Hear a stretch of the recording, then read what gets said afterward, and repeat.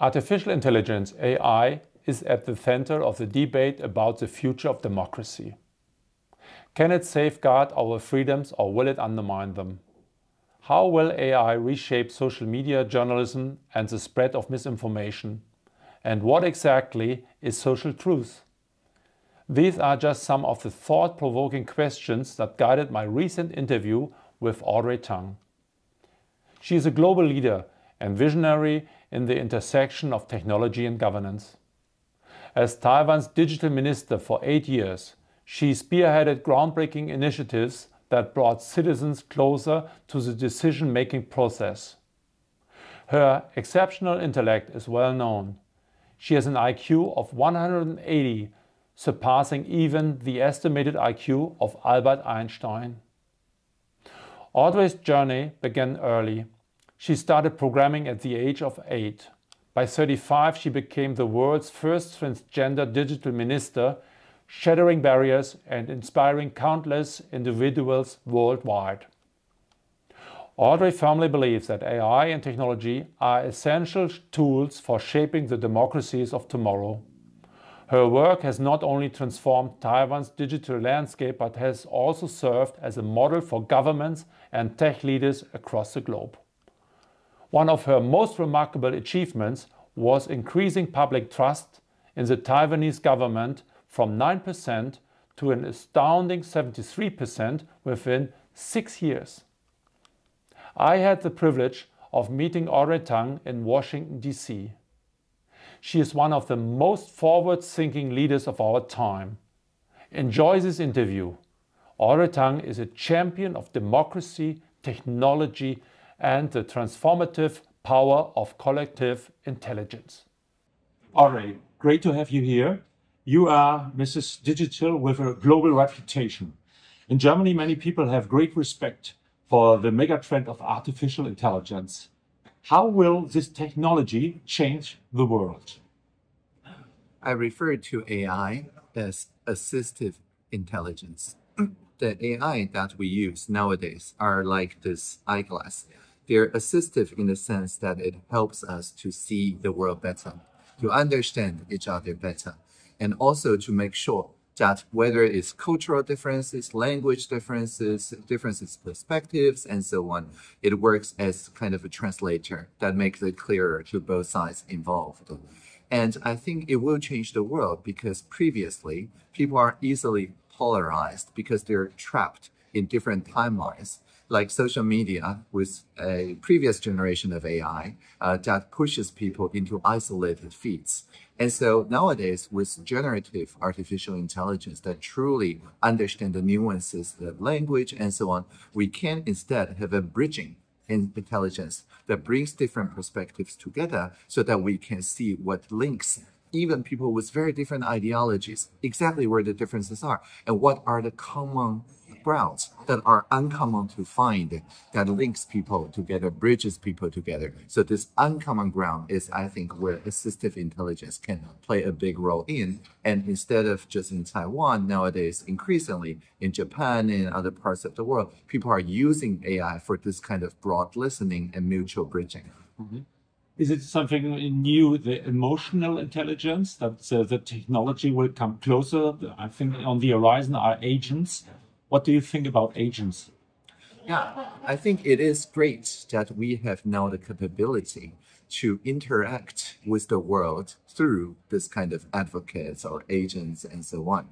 As long as they remain assistive in nature, meaning that it is a human doing the value judgments, and also we don't fall into the trap of dependence. That is to say, agents are my way to interact with you or maybe with your agent to further communication understanding between two of us.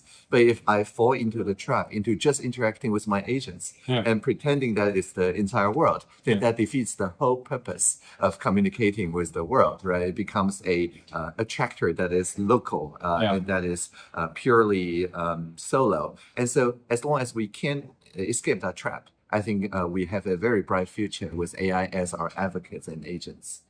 The historian Yuval Harari, he is talking about AI as alien intelligence. Do you can understand it that people have respect or that they are fearing this new technology? Well, I think if it is alien, then it means that we need to naturalize it somehow. And so as someone who have coded artificial intelligence systems, I think there is generally two ways. One is that we say that this alien machine intelligence is more productive, more efficient, more reasonable than humans, and requiring humans to adapt to the machines. Yeah. But the way that I prefer is the other way around. It is to understand what we as humans value. And sometimes we always do the actions that we value as ethical, as understandable, as explainable. But in snap judgments, in urgency, in emergency situations, sometimes we make mistakes. Sometimes we don't make the most ethical, moral choices. We always make good choices if we have time to think about it, but we don't always have time. Right? So our assistive intelligence, if we can teach it what it means to be valuable and ethical and so on to our society, and not just the general society, but a particular context, a particular role that we wish it to play, then we can bring the AIs closer to us so that it becomes naturalized, not alien. And then it can remind us when we're making mistakes and so on as a co-pilot. And so I think this is the two very different visions of human adapting to machines or adapting machines to humans. And of course, I'm firmly in the pluralistic alignment camp, making sure that the machines can fit into the social roles that we prescribe to it and also uphold ourselves to the ethical standards. So you are positive with AI? I mean, if it is aligned as a assistive intelligence, of course I'm positive. But if it is authoritarian and alien, then of course it's quite negative, right? And so I think the issue here is that we should not have AI be something that happens to us. Like it's inevitable that we have to adapt, disruptive innovation and things like that. We should understand, actually, there's nothing mysterious about AI. It is just a compression of the incoming data with some principle to align its output. And so with that framework in mind, we should definitely just work to understand what are the social expected roles, specific roles like translator, facilitator, mediator, and so on, that we expect AI systems to play, and then align themselves specifically to that role instead of some general superintelligence, Skynet thing. Yeah, I can understand. So how will we live and work in 2030 if AI is right now something like a baby AI? How do we live in 4 years? Well, I think nowadays people are already seeing in many industries and so on that the teams have AI kind of co-domesticating with the team. And so it's like the parts of the team that have a lot of different expectations and so on. You can just type in the expectations, voice your expectations, and then an AI system gets created that fulfills the role of that particular expectation. And so I think we will no longer be constrained by, for example, the lack of time to think through, to deliberate, and so on. AI will be there to get what we expect and get our collective preferences and then advocate on behalf of the entire team those preferences to make sure that the underlying condition happen to whatever we want to create, right? So I think humans will move to a much more creative, much more strategic part and spend much more time with fellow humans.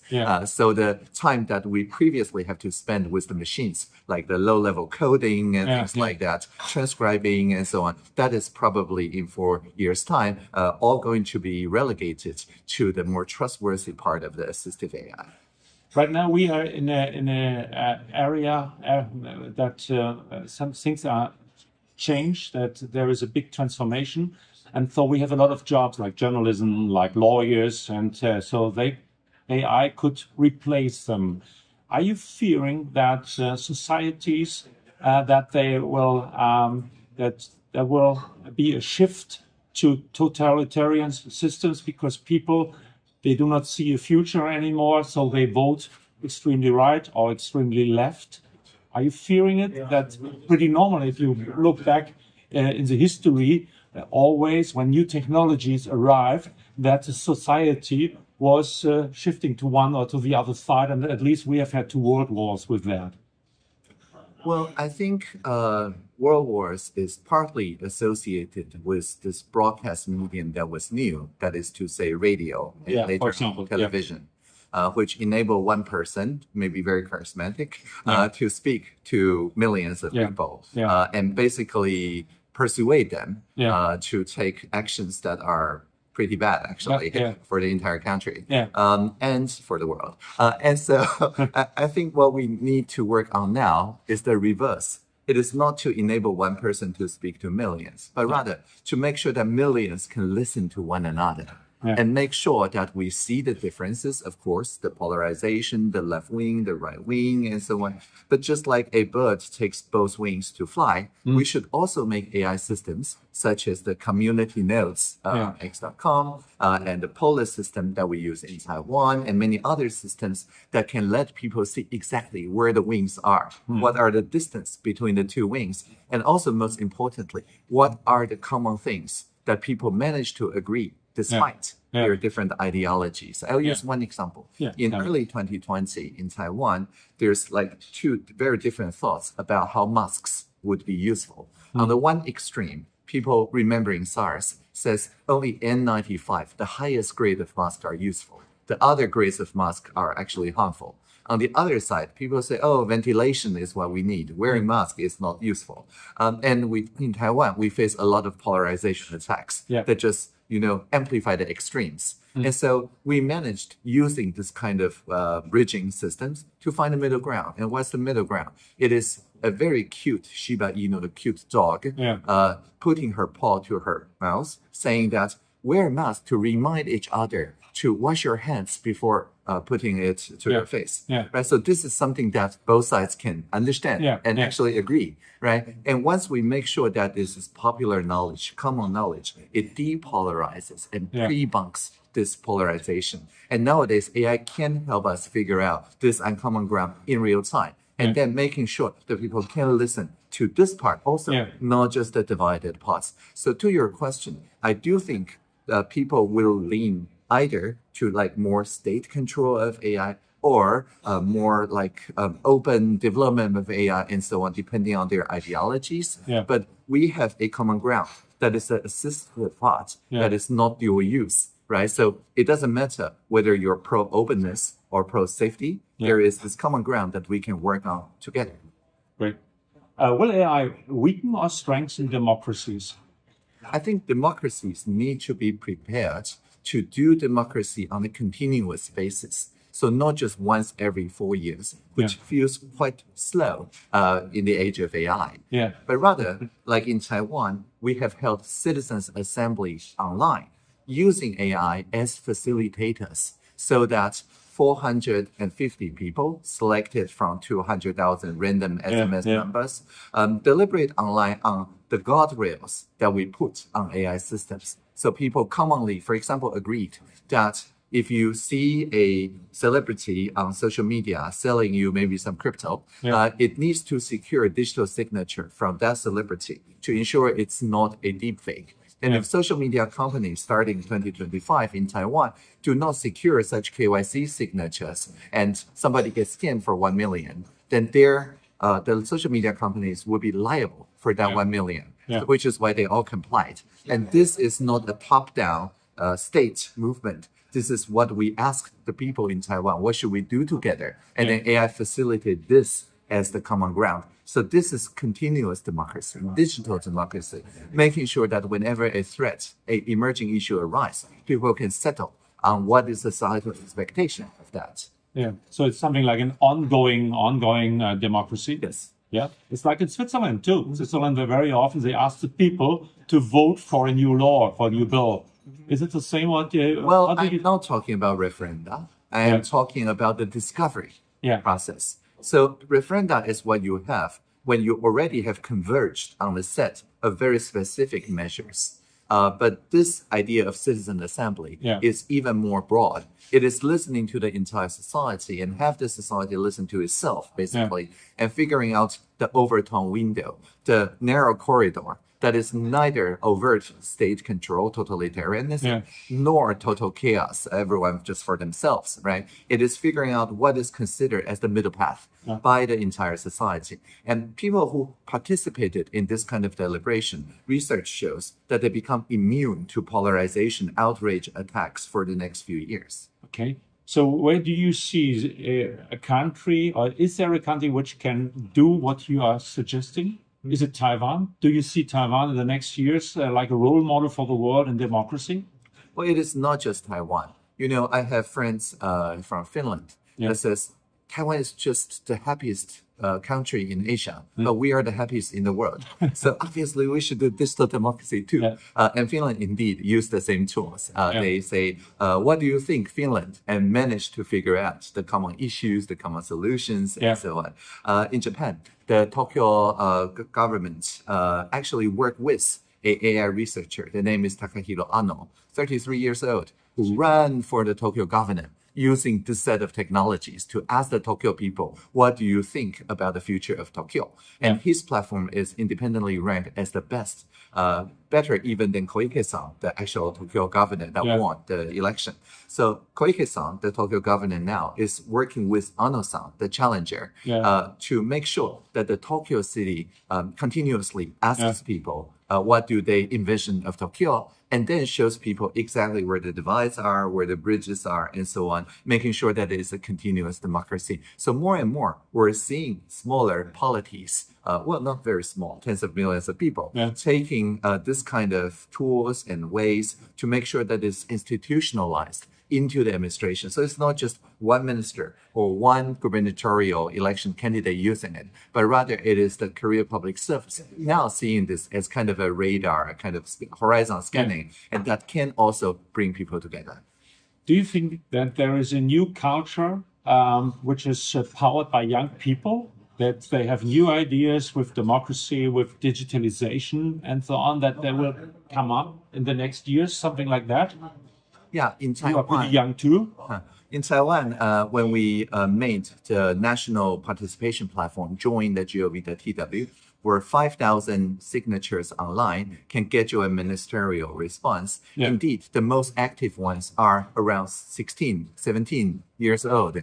Well, first of all, because they can't vote, right? So, and also they have more time on their hands. And so they have proposed something, for example, banning plastic straws from our national drink, the bubble tea, boba, or going to school 1 hour later, because 1 hour's more sleep actually equates better grades than 1 more hours of study. And they all got their ways. But what we observed is that the 16 and 17 years olds have the most support on those platforms from the 60 and 70 years olds. And so the two age brackets both have more time on their hands and also care more about sustainability and next generation and so on. And so what we think it must happen is the solidarity between the generations. When we enable that, then we do not see polarization either from the age bracket perspective, urban, rural, ethnicities, religion, and so on. Indeed, in Taiwan, we rank actually the best in terms of healing those divisions in all the OECD or equivalent countries. You are a very interesting person, a person who is doing reforms and interesting things. If there is an elevator pitch, how would you describe yourself and your role that you are doing? Certainly. So I would say that I'm working to depolarize the society, not through top-down control or lockdown or takedown and so on, but rather through the people themselves listening to each other and seeing in real time using AI, a group picture. And by seeing that we actually have more commonality than we have thought, it not just heals the society, but make better decisions together. And you believe that a lot of people make better decisions than the experts we have right now, because sometimes there's a lot of emotion, and like in the movies in the US, with a lot of emotion, they say, okay, we have to shoot him and we have to do it because, and that's a part the boulevard media lives on emotion, you know? And so, but you still believe that people, if they are there, they can do better choices. I think emotions are great, right? Yeah. Outrage is great to point out the social injustices. Yeah. The anger, the emotion makes us focus on the issue at hand, giving something a urgency. Yeah. So it is not that emotions are bad. I'm all for emotion. It is how to channel those emotions Yeah. into co-creation.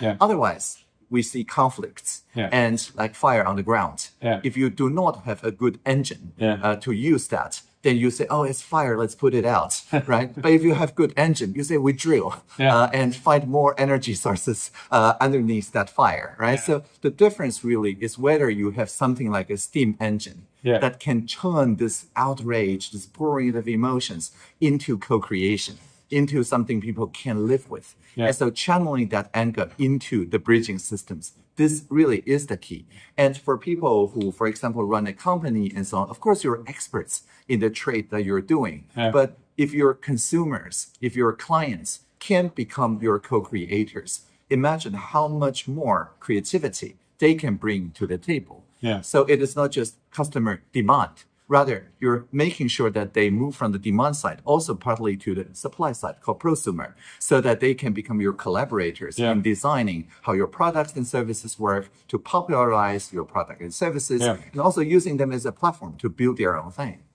What was your greatest success in your government role? So in Taiwan, we managed the entire pandemic without any day of lockdown of any city.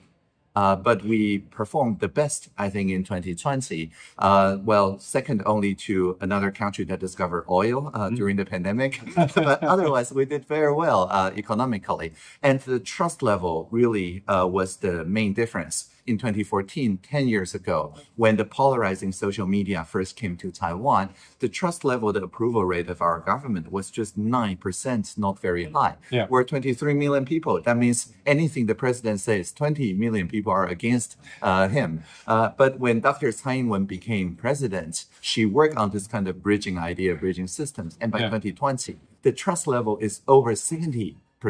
Yeah. So from 9% to 73%, that is a big, big leap in just 6 years. And that was your aim. That was your wish when you were small to be a politician, to come to the government.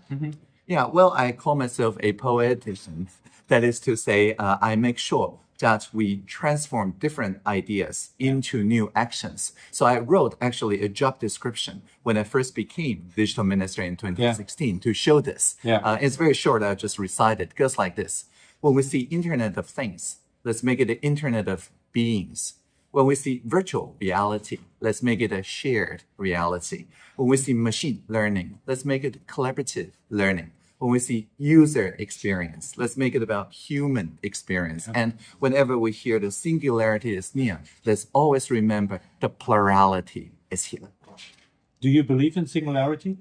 I think whenever we hear the singularity is near, that is a temptation for a human to adapt to machines. And we need to resist that and ensure that plurality remains here, that the machines adapt to the pluralistic nature, interconnected nature of human society, becoming one of the nodes in a human society, instead of dismantling human society to fit the paperclip maximizer or whatever other thing that machines do. Okay. What are your plans for the future, for next year? For next year, I look forward to work with the Koch Institute on the trusted tech idea. And the trusted tech is a great idea that says, you know, for each of the incoming technologies, we should look at whether they're interoperable, meaning that if we use this vendor today, can we switch to another vendor freely tomorrow? Or are we trapped into, for example, there was a study last year that says on an average undergrad in the US using TikTok, if you ask them to quit, you have to pay them some $50 a month. But if there's a way to make sure everybody around them also quits, they're willing to pay you $30 a month to make that happen. So obviously people feel trapped into some locked in technologies. And the idea of trusted tech is that technology that gives people a choice, a voice, and a stake in the technology. So people can freely move from one system into another without losing their social connection, their content, and things like that. Now you can apply that not just to AI and social media, but also to 5G and 6G and to robotics and space and so on. So by making sure that we commit on trusted technologies, we bring technologies closer to our society, not asking our society to be trapped by technologists. How do you see the role of Huawei in this field, trusted technology? The role of what? Of Huawei, the technology concern from China. Huawei, what is, you know, Huawei? What is the role in the future? Because I know the people in Germany see this company, this concern of the company very, very critical. Do you see Huawei in the same critical way? Huawei, it's a company in China, a big technology company. And what is a Huawei? Huawei? Huawei. Huawei. Yeah. Huawei. Huawei. Yeah. Okay. Yeah. Okay, let's do this again. Can you ask again and say Huawei? Yeah. How do you see the role of Huawei in your field? Do you see that this technology company is, well, for a lot of people, is evil? Well, in 2014, the Taiwanese people also faced this conversation when the trade agreement tries to integrate not just Huawei, but ZTE and so on into our then new 4G telecommunication infrastructure. Now, 10 years ago, 500,000 people in the street and many more online peacefully occupied the parliament and had a 3-week conversation about a trade deal. And we managed to settle on some common understanding, regardless of the parties in Taiwan. And on the Huawei issue specifically, people thought that even if we evaluate that there's no backdoor today, there's no real private sector in the PRC. So that next day, maybe, it introduces a security update. And then we'll have to do another systemic risk analysis to figure out whether it has been de facto taken over by a coercive government yesterday. And okay, maybe nothing happens today. The day after, we'll have to do another evaluation, right? So from a risk analysis perspective, if you have to keep doing this every day, every time there's an update, it is actually more expensive than if we just invest in making sure that we have the capability to make the 5G equipment ourselves or work with European or other trustworthy partners, right? So that is the common ground that we managed to agree for the entire society 10 years ago. And so the important thing here is not painting someone as evil or not evil, but rather asking people, who do you trust? Why do you trust? Is there something like a rule of law, the resistance of the state coercion? Does it exist a independent journalism sector so that if the company feels they're coerced, there's somebody to turn to and make it known to the world? Is there a free media, free association, labor, environmental rights, all that, right? So this kind of analysis was done 10 years ago in Taiwan. So I encourage everybody to do the same deliberation for themselves and then settle on what you imagine are trustworthy. And I think the trusted tech standard is a very good shorthand to list the things that we think are important, but use it as a reference, not a top-down thing, but rather something that enables more conversation, reduce friction of conversations, and ensuring better deal for everyone involved. Thank you. You mentioned somebody from Finland, and are you close to Europe, and what's going on in Europe, and especially how do you see Germany, the digitalization and the artificial intelligence sector in Germany? Is it a factor in the world? Definitely. I think I really admire how Europe and also Germany insists that we need to align machines to human values. Right? This is something that we really need to hold dear. And also, it enables innovation to be more trusted by the society, right? There are other jurisdictions, such as the one we're in right now, that are very good at innovation, acceleration, and so on.